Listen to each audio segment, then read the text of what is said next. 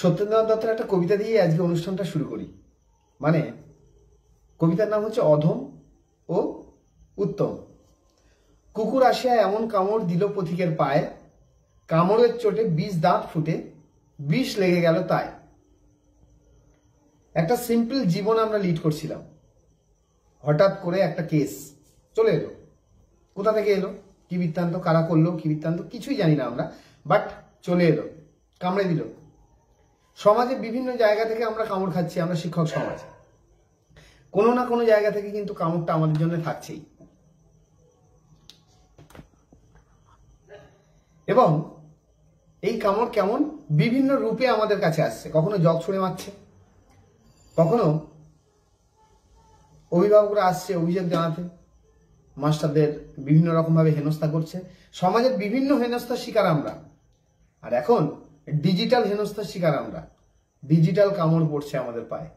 মানে যারা বিভিন্ন রকম মিডিয়া ইউটিউবাররা, তারাও কিন্তু আমাদেরকে ছাড়ছে না।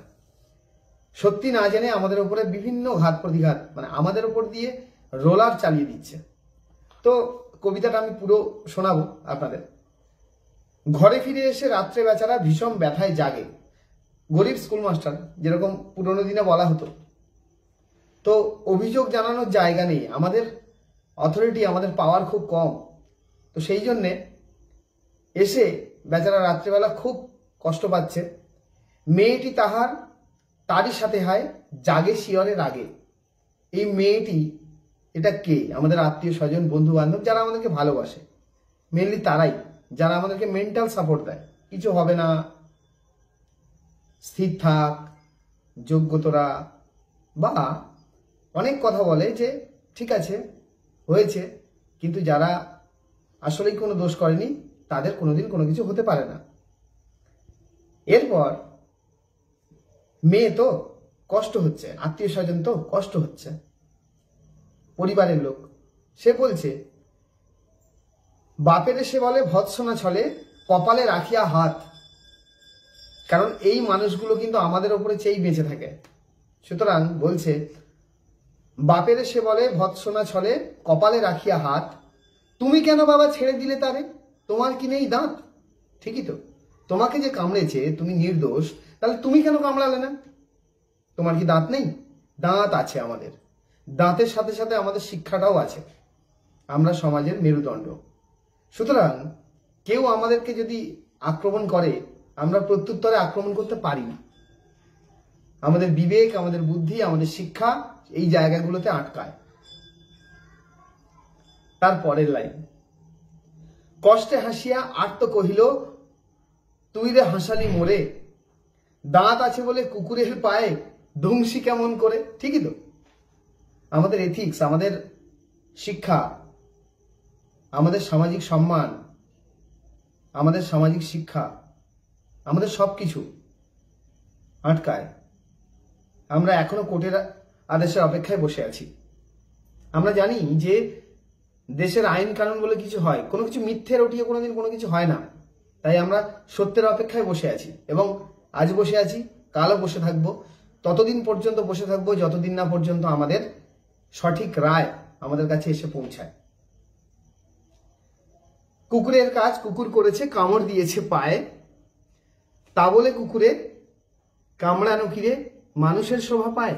ঠিকই তো, তাদের মনে হয়েছে যে আমরা এদেরকে হিউমিলেট করব, আমরা এদেরকে যত রকম ভাবে অপদস্থ করা যায় করব, তাদেরকে অপমান করব। কুকুরের কাজ কুকুর করেছে,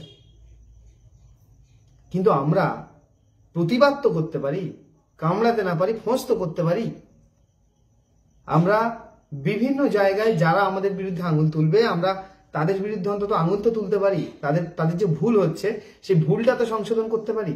আজকে এমনই একজনকে নিয়ে চলে এসেছি। মোটামুটি একটা সেকেন্ড পার্ট, আপনারা প্রথম পার্টে দেখেছেন যে আমরা একজনের মানে বাচন ভঙ্গি শুধু তাই নয়, তার শব্দ চয়ন থেকে শুরু করে সবকিছুতেই আমরা খুব মানে আঘাতপ্রাপ্ত হয়েছিলাম যে উনি ভুল ভাল কিছু কথাবার্তা নিয়ে একটা ভিডিও বানিয়েছিলেন, এবং সেই ভিডিওর প্রত্যুত্তর ভিডিও বানাতে গিয়ে প্রথম পার্টে আপনারা কিছু দেখেছেন। আজকে দ্বিতীয় পার্ট, আজকে তথ্য দেব এবং কি করে বোর্ড, এসএসসি এবং সরকার যে তথ্য দিয়েছে, যে সাবমিশন দিয়েছে, সেই সাবমিশনে যে যোগ্যদের কথা বলেছে, সেই ব্যাপার নিয়ে কিন্তু আজকে আলোচনা করবো। আমার সঙ্গে আছে ধৃতিশ পুরো বিষয়টাকে বোঝাবে আপনাদেরকে। আর ইন্ট্রোডাকশন 5 মিনিটের হয়ে গেল, তবুও যাই হোক মানে প্রাসঙ্গিক ছিল বলেই বললাম। চলুন দেখে নেওয়া যাক যে ম্যাডাম আমাদের বিরুদ্ধে কি কি অভিযোগ তুলেছেন, এবং আমরা সেখান থেকে সাবমিশন উইথ প্রুফ, আমাদের কাছে প্রত্যেকটা জিনিস আছে, আমরা সাবমিশন পড়েছি এবং সেই সাবমিশন অনুযায়ী আমাদের কাছে যা আছে সেটা দিয়ে দেখি ম্যাডামকে কিছু উত্তর দেওয়া যায় কিনা। চলুন দেখে নেওয়া যাক। এসএসসি প্রথমবার লিখিতভাবে সুপ্রিম কোর্টে জানিয়েছিলেন যে 5,485 জন হচ্ছেন অযোগ্য। এইবার নতুন করে তিনি জানিয়েছেন যে আমরা এসএসসি আমরা এবার সমস্তটা সুন্দর করে আলাদা করতে পেরেছি সিবিআই এর দেওয়া তথ্যের ভিত্তিতে, যেখানে আমরা বুঝতে পারলাম যে সংখ্যা কমবে 5,303, অতগুলো নয়, এটা বলছে এসএসসি। আমি দেখলাম যে আমার এই ম্যাডাম তিনি খুব সুন্দর করে গুছিয়ে অসত্য কথাকে জনগণের কাছে তুলে ধরলেন। দেখুন, 2016 এসএলএসটি নিয়ে যে দুর্নীতি হয়েছে সেটাকে অস্বীকার করার কোনো জায়গা নেই, বা সেটাকে চাপা দেওয়া উচিত নয়। যোগ্য শিক্ষক শিক্ষিকা অধিকার মঞ্চ এই দুর্নীতিকে কোনোভাবেই সমর্থন করে না। আমরা চাই যোগ্য অযোগ্য সেগ্রিগেশন হয়ে যোগ্যরা সম্মানের সহিত চাকরিতে বহাল থাকুক। এটা আমরা প্রথম থেকেই ন্যায়ের আদালতের কাছে আমরা এটাই চেয়ে এসেছি। এবার আমি ম্যাডামের তুলে ধরা কিছু তথ্যকে আমি ব্যাখ্যা করব। যে উনি বলছেন যে কমিশন এক এক সময় এক এক রকম সাবমিশন দিচ্ছেন। প্রথমে সুপ্রিম কোর্টে একরকম সাবমিশন দিয়েছেন, তাতে একটা তথ্য তুলে ধরেছেন, সংখ্যাটা 5,485 টেন্টেডদের সংখ্যা। আবার লাস্ট সাবমিশনে এখন বলছেন 5,303। কিন্তু উনি সত্যের গভীরে না গিয়ে জনগণের কাছে এমনভাবে প্রতিস্থাপন করছেন যে যারা আমরা যোগ্য তারা সত্যিই খুব অসহায় বোধ করছি। তাই এই সত্য কথাটাকে জনগণেরকে, আমাদের পিটিশনারকে সকলে জানাটা একান্ত জরুরি। আমি এবার তথ্যটা তুলে ধরি। দেখুন, কমিশন যখন প্রথম সাবমিশন দিয়েছিল সুপ্রিম কোর্টে এবং মাঝেও সাবমিশন দিয়েছে, কমিশন যে তথ্যটা তুলে ধরেছিল সেটা নবম দশমের ক্ষেত্রে র্যাঙ্ক জাম্পিং সংখ্যাটা 185, 11-12 ক্ষেত্রে 38, গ্রুপ সি এর ক্ষেত্রে 381 আর গ্রুপ ডি এর ক্ষেত্রে 608। মোট সংখ্যাটা হলো 1212। এই সংখ্যাটা হলো র্যাঙ্ক জাম্পিং ও আউট অফ প্যানেল থেকে। এছাড়া কমিশন সিবিআই এর তথ্যের ভিত্তিতে ওএমআর ইস্যুটা, সিবিআই যা তথ্য দিয়েছেন সেটাকে মেনে নিয়ে ওএমআর ইস্যু সংখ্যাটা তুলে ধরেছিলেন। কি তুলে ধরেছিলেন?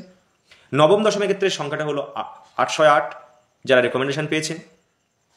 11-12 ক্ষেত্রে সংখ্যাটা হলো 772, গ্রুপ সি এর ক্ষেত্রে সংখ্যাটা হলো 782 আর গ্রুপ ডি এর ক্ষেত্রে 1911। এই টোটাল সংখ্যাটা হলো 4,273। তাহলে আগের র্যাঙ্ক জাম্পিং হলো 1212 আর ওএমআর প্রবলেম আছে 4,273। সংখ্যাটা মোট হয় কত? 5,485। এবার যখন কমিশন শেষবার সাবমিশন দিয়েছে, লাস্ট সাবমিশন 15/2/2025, এই সাবমিশনে তথ্য নিয়ে অনেকেই ভুল বুঝছেন। আমি এটা আপনাদেরকে স্পষ্ট করে দিই। এই শেষ সাবমিশনে কমিশন র্যাঙ্ক জাম্প ও আউট অফ প্যানেলের ক্ষেত্রে 9-10 ক্ষেত্রে সংখ্যাটা রেখেছে 185, 11-12 ক্ষেত্রে আছে 38, গ্রুপ সি এর ক্ষেত্রে আছে 381 আর গ্রুপ ডি এর ক্ষেত্রে আছে 608। মোট 1212। তাহলে এই 1212 আগের সাবমিশনেও 1212 ছিল, এই সাবমিশনেও কিন্তু 1212, কোনো রকমভাবে গড়মিল হয়নি। এবার আসি ওএমআর এর প্রবলেমে। এই বিষয়ে আপনাদের একটু স্পষ্ট বলে দিই। এই ওএমআর ইস্যু বলতে ব্যাপারটা হলো যে আমাদের সেগ্রিগেশনটা কিসের ভিত্তিতে মূলত হবে। সিবিআই এর উদ্ধার করা ওএমআর 2016 এসএলএসটির সমস্ত ওএমআরকে সিবিআই উদ্ধার করেছে, খুঁজে পেয়েছে এবং কলকাতা হাইকোর্ট ও সুপ্রিম কোর্টে এই ওএমআরগুলো যে অথেন্টিক তার সপক্ষে সঠিক যুক্তি প্রতিস্থাপন করেছে এবং তারা তথ্য দিয়ে জানিয়েছে যে এই ওএমআরগুলো আসলে অথেন্টিক। কোথায় সমস্যাটা হয়েছে? ওএমআরগুলোতে যা নম্বর আছে আর এসএসসি সার্ভারে অল্প কিছু সংখ্যক ব্যক্তি যাদের নাম আমি সংখ্যাটা বলছি তাদের নম্বরগুলো বাড়ানো হয়েছে। সিবিআই ওএমআর এর সঙ্গে এসএসসি সার্ভারকে ট্যালি করে দেখেছে কার কার নম্বরটা বাড়ানো হয়েছে। যথারীতিভাবে আইডেন্টিফাই করা সম্ভব হয়েছে কারা টেন্টেড আর কারা আনটেন্টেড। এটা আপনাদেরকে বলে রাখলাম। এবার লাস্ট সাবমিশনে কমিশন কি করেছে? 9-10 ক্ষেত্রে সংখ্যাটা দিয়েছে 796। তাহলে আগের বার ছিল 808, এবার হলো 796, 12 জন কমলো। 11-12 একই আছে 772, গ্রুপ সি একই আছে 782, আর গ্রুপ ডির আগের সাবমিশনে ওএমআর ইস্যুতে ছিল 1911, আর এবার দিয়েছে 1741, কমে গেল 170। তাই এবারের সংখ্যাটা টোটাল ওএমআর ইস্যুটা হলো 4091, আগের বারে ছিল 4273। তাহলে এই যে সংখ্যাটা কমলো 182, এটা নিয়েই অনেকে ভাবছে যে কমিশন হয়তো ইচ্ছাকৃতভাবে এই 182 জনকে আড়াল করার জন্যই এদেরকে বাতিল করে দিয়েছে। ব্যাপারটা তা নয়। এই 4091 আর কেন 182 জনকে বাতিল করলো, কমিশন ওই এক্সেল শিটে লাস্ট সাবমিশনের তার নিচে পরিষ্কার লিখে দিয়েছে যে common candidate between the groups and therefore the actual number of tainted percent আর 5303 ইজ ইকুয়াল টু ব্র্যাকেটে 1212 যোগ 4091। ক্লিয়ার হয়ে গেল। এই 12 জন যারা লাস্ট সাবমিশনে কম দেখানো হয়েছে ওএমআর ইস্যুতে, আর গ্রুপ ডি এর ক্ষেত্রে 170, এই 182 জনের নাম ওই র্যাঙ্ক জাম্পিংয়ের তালিকায় আছে। তাই একটা ব্যক্তিকে দু জায়গায় না রেখে এক জায়গায় রেখে সেটাকে ক্লারিফাই করে দিয়েছে লিখে যে এই সংখ্যাটা ওএমআর ইস্যুর ক্ষেত্রেও আছে, আবার র্যাঙ্ক জাম্পের ক্ষেত্রেও আছে, তাই এদের কমন ক্যান্ডিডেট বলে এক জায়গায় রাখা হয়েছে। ম্যাডাম, আপনি তথ্যটাকে ভালো করে অনুধাবন করলেন না, কিছু বুঝতেও পারলেন না, সাবমিশনটাও ভালো করে শুনলেনও না। না শুনেই আপনি বলছেন আগের বার দিয়েছে 5485 আর এবার দিচ্ছে 5303। কোথায় গেল 182? আপনি খোঁজার চেষ্টা না করে জনগণের কাছে মিথ্যা খবর করে মিথ্যা তথ্যকে তুলে ধরলেন নিজের টিআরপিটাকে, নিজের চ্যানেলের টিআরপিটাকে বাড়ানোর জন্য। কিন্তু মিথ্যা খবর উঠিয়ে কি চ্যানেলের টিআরপি সত্যিই বাড়ানো যায়? যোগ্য শিক্ষক শিক্ষিকা অধিকার মঞ্চ এই দুর্নীতিকে আড়াল করতে চায় না, দুর্নীতিকে সমর্থনও করে না। আমরা চাইছি যে সঠিকভাবে সেগ্রিগেশন হয়ে যোগ্যরা সম্মানের সহিত চাকরিতে বহাল থাকুক। মধ্যশিক্ষা পর্ষদ বলছেন যে না 4327, এই 5189, আর রাজ্য সরকার বলছেন যে না 4327। তোমাদের মধ্যে সম্পর্ক আছে নাকি সব মোটামুটি চুকে গেছে, নিজের নিজের রাস্তায় সব নিজের নিজের মতো চলছো? মানে এটা কি? আচ্ছা, এবার আমি তুলে ধরবো যে স্টেটের দেওয়ার সঠিক তথ্যটি বা জানাটা এটা আমার মনে হয় একান্ত প্রয়োজন। দেখুন, উনি বলছেন যে স্টেট তথ্য দিয়েছেন 4327, সম্পূর্ণভাবে একটা মিথ্যা কথা উনি বলে দিলেন। আপনারা যদি এই কেসটা ভালো করে দেখেন, দেখতে পাবেন, জানবেন যে স্টেট এবং কমিশন প্রথম যখন সুপ্রিম কোর্টের দ্বারস্থ হন তখন কিন্তু একটা 825 পাতার স্পেশাল লিপিটেশন জমা করতে হয়েছিল, কমন কম্পিলেশন। সেখানে সেই 825 পাতার মধ্যে যদি আপনারা লক্ষ্য করেন 600, 608 এবং 609 নম্বর পেজ, ব্যাপারটা পুরোটাই আপনাদের কাছে পরিষ্কার হয়ে যাবে কি তথ্য আছে। ম্যাডাম যে বলছেন 4327 সংখ্যার যে তা নয়, সেটা আপনারা স্পষ্ট বুঝতে পারবেন। দেখুন, ওখানে কিন্তু পরিষ্কারভাবে সমস্ত তথ্যটা তুলে দেওয়া আছে। স্টেট কি বলেছে যে ওএমআর ইস্যু নিয়ে যা কমিশন বলেছে সেই একই সংখ্যা, 808, 9, 10, 11, 12, 771, বা গ্রুপ সি গ্রুপ ডি মিলিয়ে সংখ্যাটা আমি আর বারবার বলছি না, 4103। লাস্ট সাবমিশনে এই কমন ক্যান্ডিডেট 9, 10 বাদ গেলে সংখ্যাটা কিন্তু ঠিক 4093 চলে আসবে। ফলে ওএমআর ইস্যু নিয়ে স্টেট যা তথ্য দিয়েছে আর কমিশনের তথ্যের সাথে কোনো পার্থক্য নেই, কোনো মিসম্যাচ নেই, কোনো গড়মিল নেই। চলে আসে এবার র্যাঙ্ক জাম্পিংয়ের ক্ষেত্রে। স্টেট তার লাস্ট সাবমিশনে যেটা দেখে ম্যাডাম বলছেন, ওখানে বলা আছে যে appointing candidate not in the select list group C 57 আর গ্রুপ ডি 170, ব্র্যাকেটে লেখা আছে পেজ নাম্বার 608 অফ এসএলপি। যদি সেই 608 এসএলপিটা আপনারা দেখেন, সেখানে দেখতে পাবেন কমিশন কিন্তু পেন দিয়ে সেখানে পরিষ্কার নিচে লেখা আছে গ্রুপ সি 57 প্লাস 324 আর গ্রুপ ডি 170 প্লাস 439, যাদেরকে কমিশন অযোগ্য ক্যান্ডিডেট হিসেবে বিবেচনা করেছে। তাহলে স্টেট এসএলপি 825 পাতার মধ্যে স্টেটের তৈরি করা স্পেশাল লিপিটিশনের মধ্যে 608 নম্বর পেজ এবং 609 নম্বর পেজের নিচে কিন্তু কমিশন পুরো তথ্যটাকে সুন্দর করে লিখে দিয়েছে। তাহলে যদি আমরা বর্তমান স্টেটের যে সাবমিশন, সেখানে যে দেখছেন গ্রুপ সি 57 আর গ্রুপ ডি 170 আর ব্র্যাকেট দিয়ে পাশে সুন্দর করে লেখা আছে পেজ নাম্বার 608 অফ এসএলপি, যদি সেখানটা আপনারা নিশ্চয়ই তো যারা দেখুন, ম্যাডাম তো আর উনি আর কোর্টে কীভাবে বিচার হয় উনি জানেন না।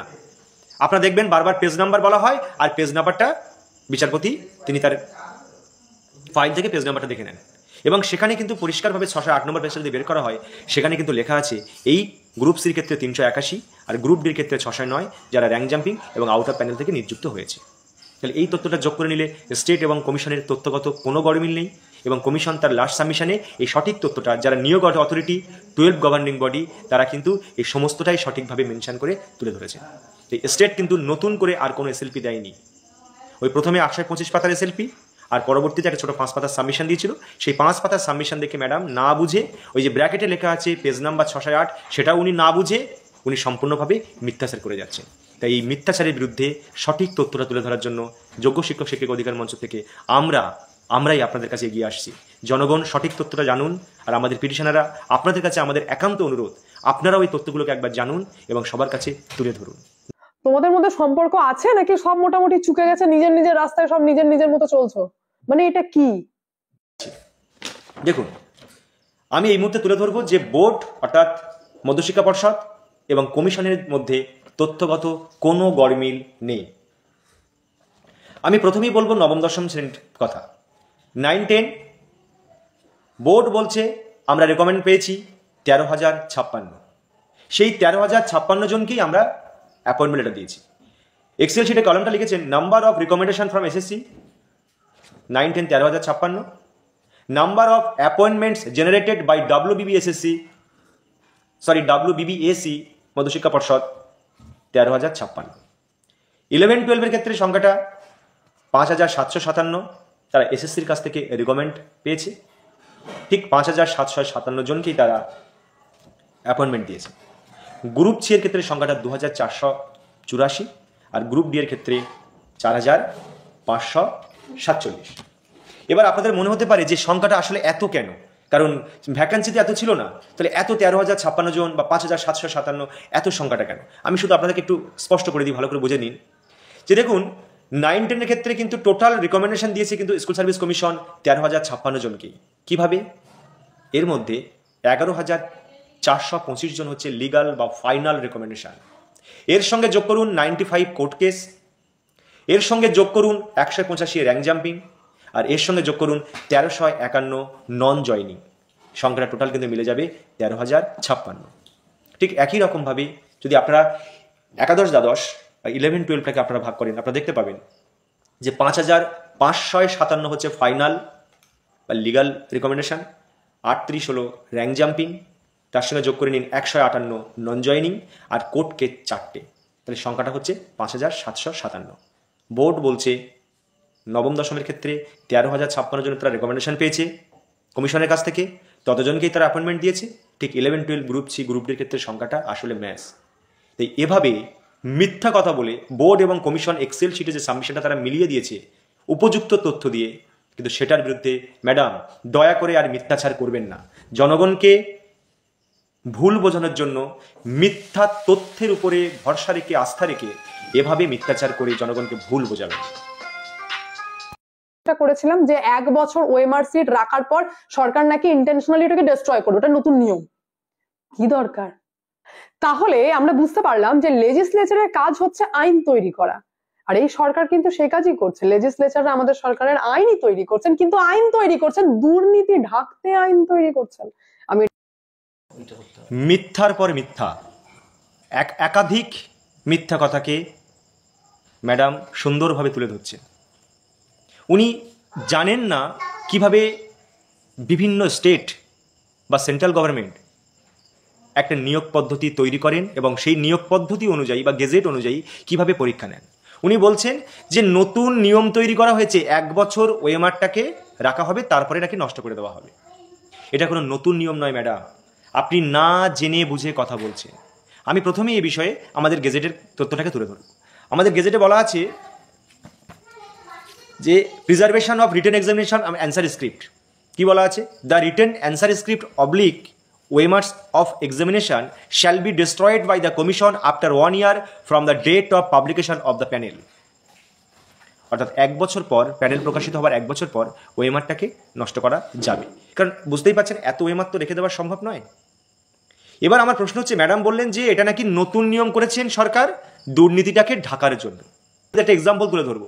দেখুন ইউপিএসসি যেটা আমাদের ভারতবর্ষের সবথেকে সর্বোচ্চ পরীক্ষা, সেই ইউপিএসসি পরীক্ষার কী নিয়ম সেখানে লেখা আছে OMR data files for all object exam 1 year from result. Staff selection commission 2014 সেই গেজেটের রুলস কি আছে, candidates who did not qualify in written part retention period 3 months। Tamil Nadu public service commission 2021 সেখানে কি নিয়ম আছে যে used OMR sheet scanned image থাকবে 1 year।